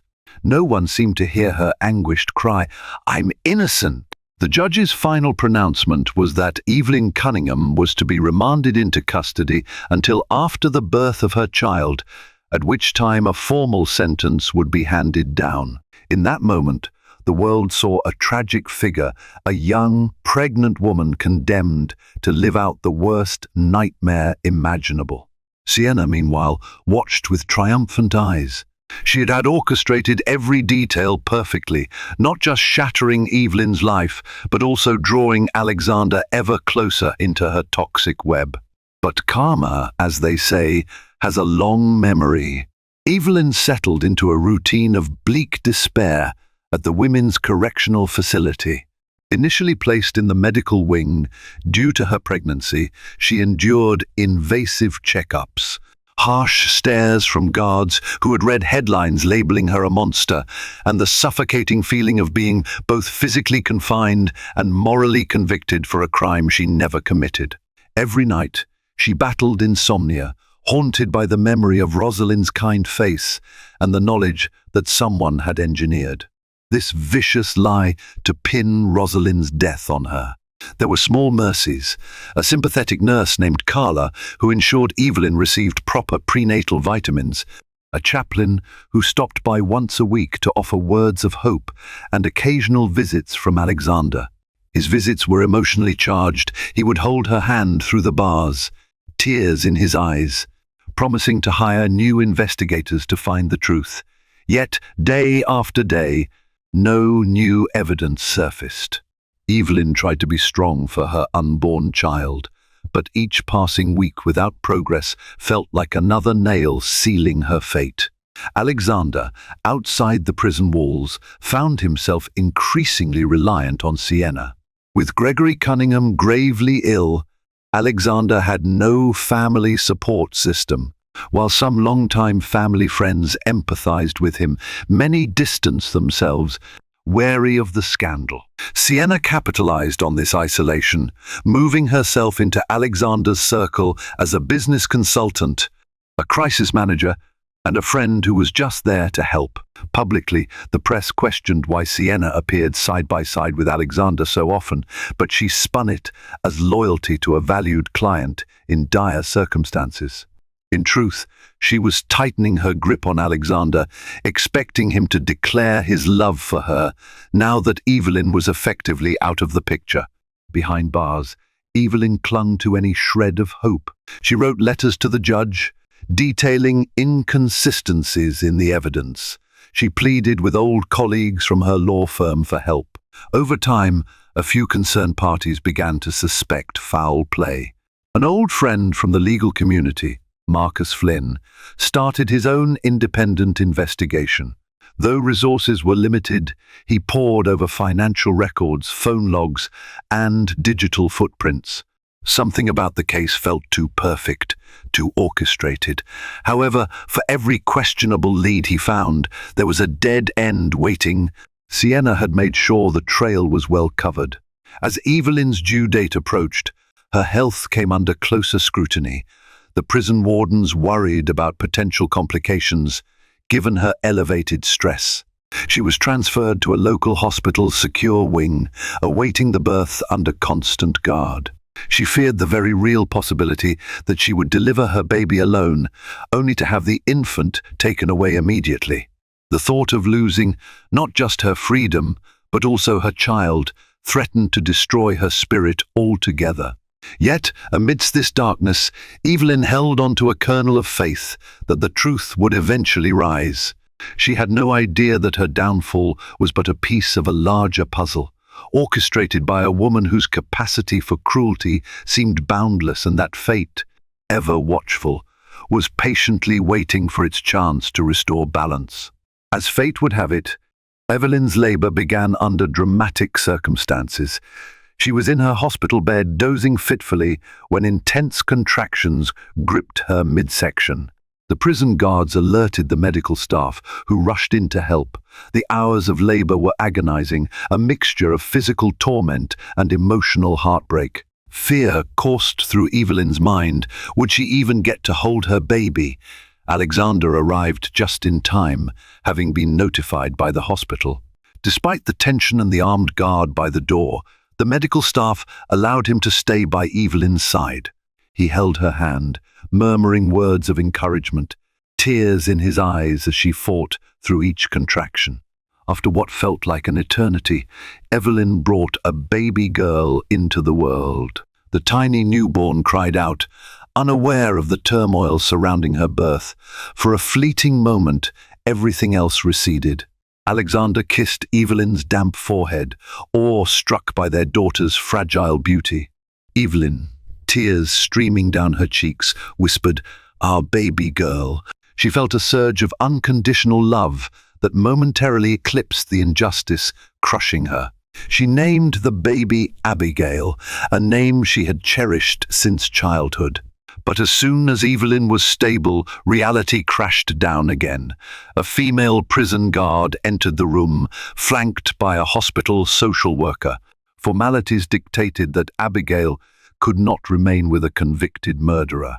Alexander demanded to take custody of his daughter, and the social worker agreed to place Abigail in his care. Evelyn handed the swaddled infant to him with trembling arms, sorrow etched across her face. She barely had time to kiss Abigail's forehead before the staff escorted the infant away. Over the next couple of days, Evelyn remained in the hospital to recover under guard, longing for her baby. She could only see Abigail during brief, supervised visits. The heartbreak was nearly unbearable. Each time she touched her daughter's little fingers, she wanted to sob and beg anyone to see the truth of her innocence. Outside the hospital, Sienna wasted no time insinuating herself into Alexander's life as he cared for the newborn. She visited the mansion often, ostensibly to discuss business strategies and help with crisis management regarding Evelyn's conviction. In reality, she was planting herself in Alexander's domestic sphere. She'd rock baby Abigail, cooing softly as if trying to replace Evelyn's role entirely. Alexander, depleted and emotionally raw, was too overwhelmed to question her intentions. At times, he even felt grateful for her help, given that he was a single father in a chaotic storm of scandal. Yet, each time Sienna held Abigail, a darker purpose glimmered behind her gentle smile. She believed she had succeeded in erasing Evelyn's presence. Soon enough, she thought, Alexander would be free to marry her, and then everything, the fortune, the influence, even fatherhood would be under her control. Evelyn's unborn child had been a mere inconvenience, but Sienna reasoned that raising the billionaire's baby might only strengthen her ties to him. Little did she know, however, that the very child she held in her arms was part of a destiny that would unravel her carefully plotted scheme. Back at the prison, Evelyn descended into postpartum depression. She had carried her baby for 9 months, dreaming of a shared life, yet she was locked away from her child's milestones. Letters from Alexander were her only lifeline, describing Abigail's coups and first smiles. Occasionally, he'd include a photo of the infant. Though it warmed Evelyn's heart to see her child growing, it also felt like a cruel reminder of what she was missing. Inside Alexander's circle, an unexpected shift began. Gregory Cunningham, on what doctors called his deathbed, rallied enough strength to ask questions about the trial. Though often bedridden, his mind was still sharp. He inquired why the evidence against Evelyn had seemed almost too perfect. He pressed Alexander to investigate further. Despite his frailty, Gregory demanded that a private detective he trusted be brought on the case. Concerned for his father's fragile health, Alexander relented. This private detective was a retired FBI agent named Samuel Armitage. Known for his tenacity, Armitage sifted through every detail with fresh eyes. Where others saw a closed case, Armitage saw anomalies. The footprints, supposedly matching Evelyn's size, did not account for the width of her feet.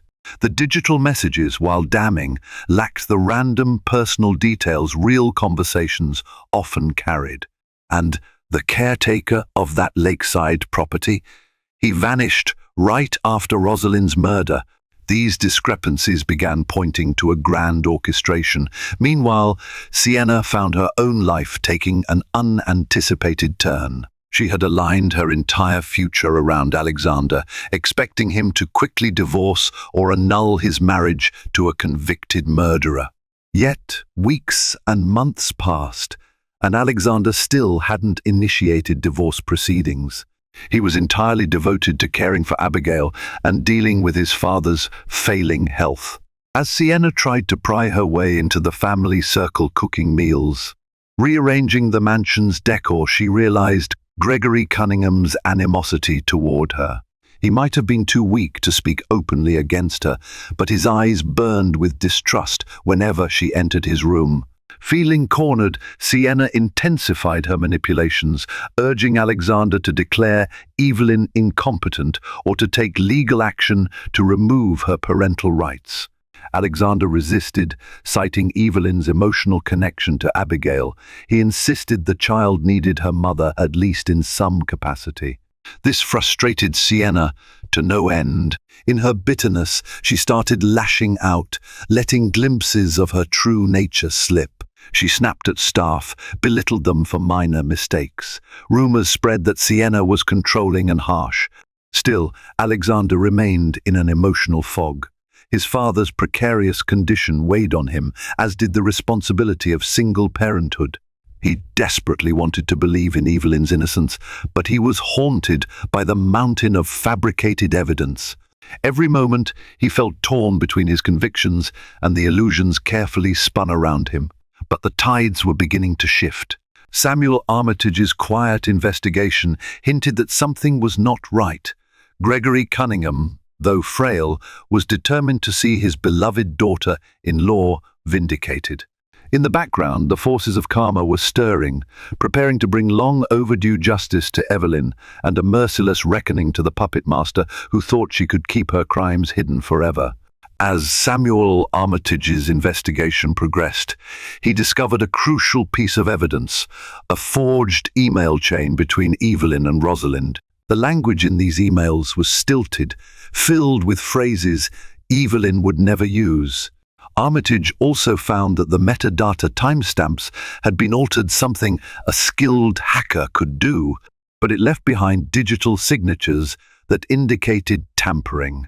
He presented his findings to Alexander in a private meeting. Alexander listened, face pale, hands trembling on the table. For the first time, tangible proof suggested Evelyn had been set up. Armitage recommended speaking with the caretaker of the lakeside property, who had fled to another state. Armitage tracked the man down, finally persuading him to reveal how a mysterious woman with dark hair and green eyes had paid him a large sum to disappear and say nothing. The caretaker also recalled hearing the name Sienna during a phone conversation. He had been too frightened to come forward earlier, fearing retaliation. Now, with Armitage's assurance of protection, he was willing to testify.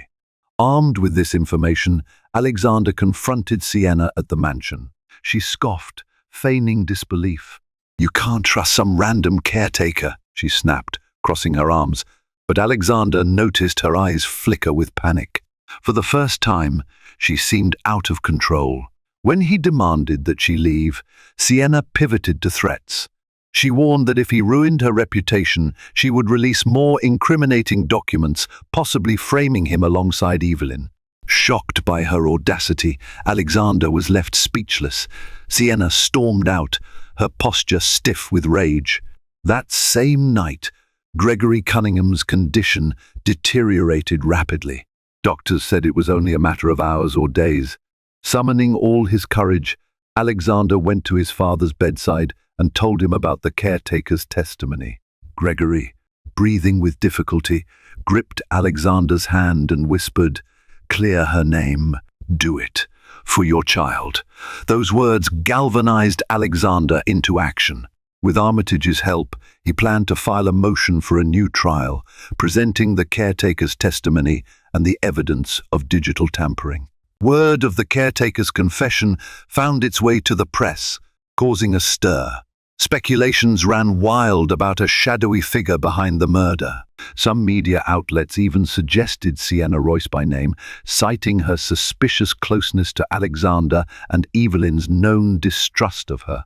Sienna, cornered by these rumors, went on the offensive. She gave a televised interview, claiming people were trying to smear her, that she had always been a loyal ally to the Cunninghams. But her performance felt unconvincing, lacking the polished composure she usually displayed. Behind bars, Evelyn heard the news through her friend Marcus Flynn. She felt a spark of hope. Could this be the path to her exoneration? She prayed for a miracle, tears of relief, mingling with the lingering fear that Sienna might strike back before justice could be served. In the thick of this unraveling chaos, a final twist awaited. Fate, it seemed, was about to deliver the ultimate blow, and that blow would come from a place no one expected. Amid the upheaval, Sienna's own health took a sudden, startling turn. An underlying heart condition, one she had concealed for years, flared up, perhaps exacerbated by the stress. She collapsed in her penthouse apartment, alone and terrified, her heart racing uncontrollably. By the time paramedics arrived, she was unresponsive. Rushed to the hospital, she slipped in and out of consciousness. The doctors managed to stabilize her, but the prognosis was dire. She was dying. In her lucid moments, Sienna realized her carefully built empire of lies was collapsing around her. Armitage's investigation, the caretaker's confession, and mounting public suspicion meant she might face prison if she recovered. Worse, she feared dying alone, unrepentant, with the guilt of murder on her soul. She requested to see Alexander, a final demand that stunned the medical staff. Unsure whether to comply, Alexander hesitated. But when the doctors explained Sienna likely had only hours to live, he agreed, accompanied by Armitage as a witness. He walked into the hushed hospital room, the machines beeping softly, the fluorescent lights casting stark shadows across Sienna's gaunt face. She looked diminished, no trace of the elegant woman who once commanded boardrooms. Her eyes flickered with shame and sorrow. She beckoned Alexander closer, her voice weak. "Alexander, I'm sorry," she whispered. "I never intended it to go this far." A rasping cough halted her speech. Alexander stood there, stoic, waiting. Armitage quietly recorded the conversation, having obtained permission from the hospital staff. Between tortured breaths, Sienna confessed everything. She admitted to orchestrating Rosalind's murder, forging the evidence to frame Evelyn. She acknowledged her hidden accomplice, the caretaker's bribery, and the digital tampering. Tears slid down her cheeks as she described her twisted reasoning, how she felt overshadowed by Evelyn, desperate to secure Alexander and his fortune, resentful of Evelyn's pregnancy. In that moment, Alexander's fury and sorrow merged into something colder, more profound. Still, he managed to maintain composure. This confession would exonerate Evelyn. Yet, hearing how easily Sienna had destroyed innocent lives chilled him to the core. He asked, voice breaking, "Why did you do it?" "You knew I loved Evelyn." Sienna's eyes fell shut, her breath shallower by the second. "I wanted your world, your name, your child, everything," she managed. Regret contorted her features. "I never thought it would weigh on me like this." Then, with a trembling hand, she pressed a small flash drive into Alexander's palm. "Backup of everything," she wheezed. "Proof you need." Moments later, Sienna sank back against the pillows, a tremor passing through her body. The beeping from the monitors grew erratic. Medical staff rushed in, but it was too late.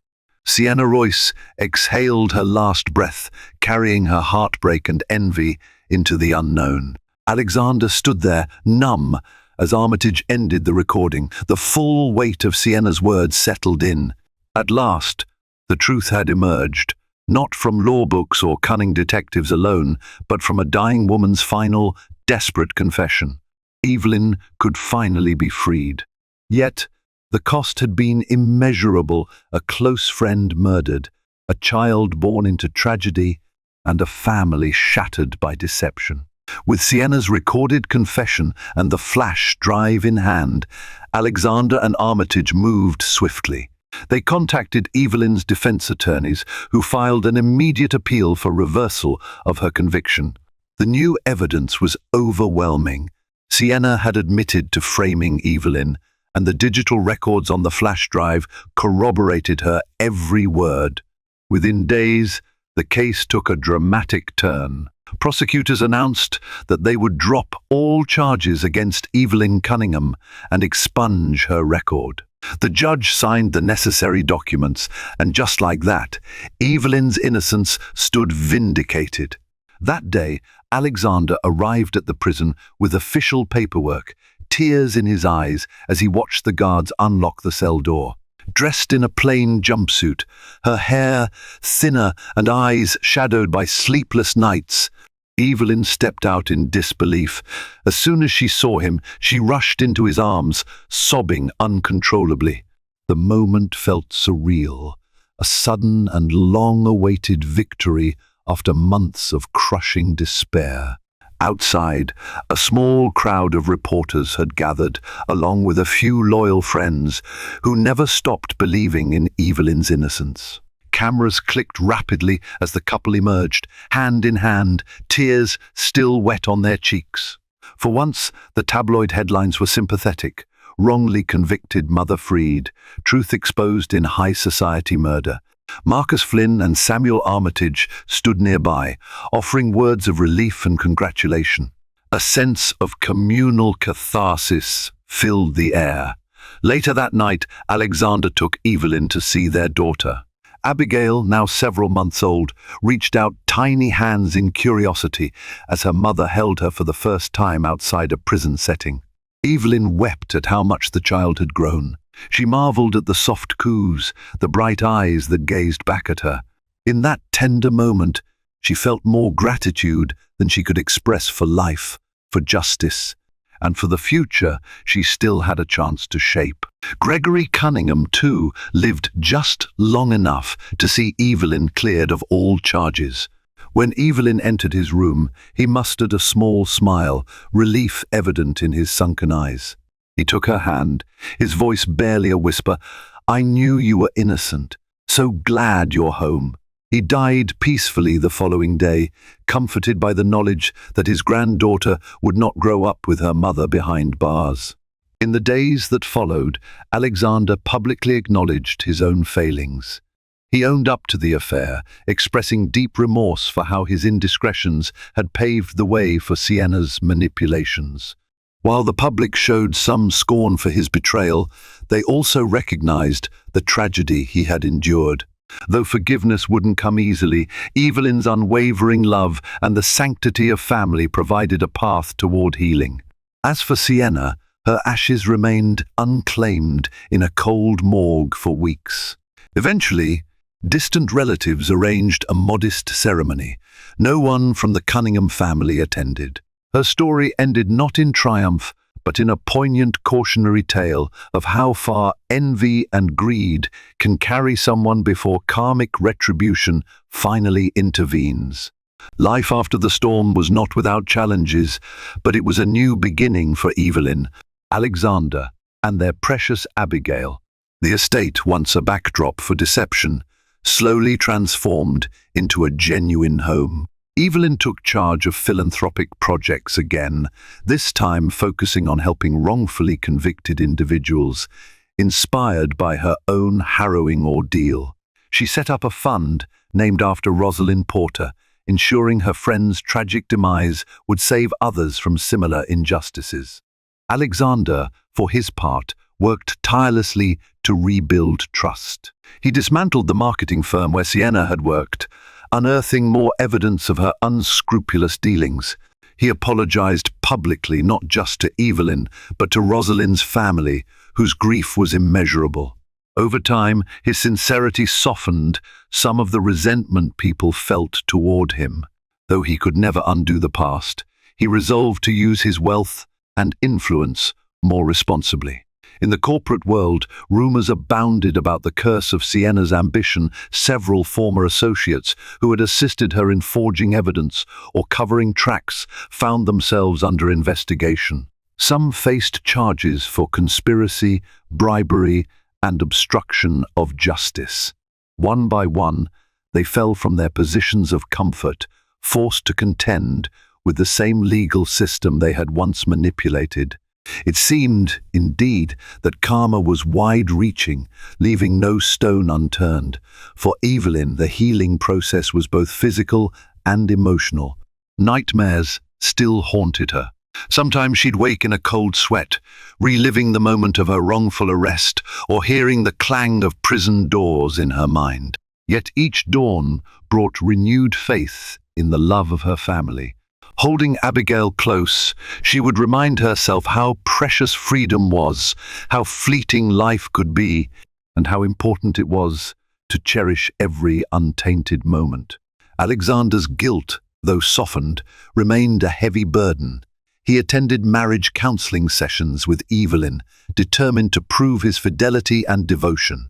Uncertain at first, Evelyn gradually let him back into her heart, building a deeper, more honest bond than before. As time passed, they found themselves forging a new foundation, one built on transparency, respect, and mutual understanding. Their journey wasn't easy, but each small victory in their relationship felt like a testament to their resilience. And so, the once shattered Cunningham family learned to live again. Their story became a stark reminder that love, when tested by betrayal and tragedy, can either crumble or emerge stronger.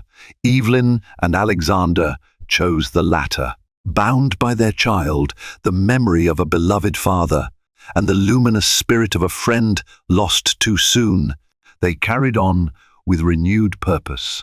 The downfall of Sienna Royce stood as a testament to the ultimate law of cause and effect. No matter how carefully one spins a web of lies, truth has a way of breaking through, and when it does, it arrives with uncompromising force. From a prison cell to a tearful homecoming, from a mistress's cunning plot to a confession on her deathbed, the tapestry of life had woven tragedy and hope into a single, bitter-sweet tale. In the end, justice prevailed, love survived, and karma delivered its final blow to those who dared manipulate fate for personal gain. In the end, the truth outshone every lie, and justice found its rightful place even when it seemed too late. Sienna Royce's twisted ambition and bitter jealousy led to her own destruction, proving once more that no amount of cunning can outrun karma forever. Evelyn, wrongfully accused and separated from her newborn child, emerged with her freedom reclaimed and her family's future ahead of her. Yet, her battle scars remain a poignant reminder of life's unpredictability and the cost of misplaced trust.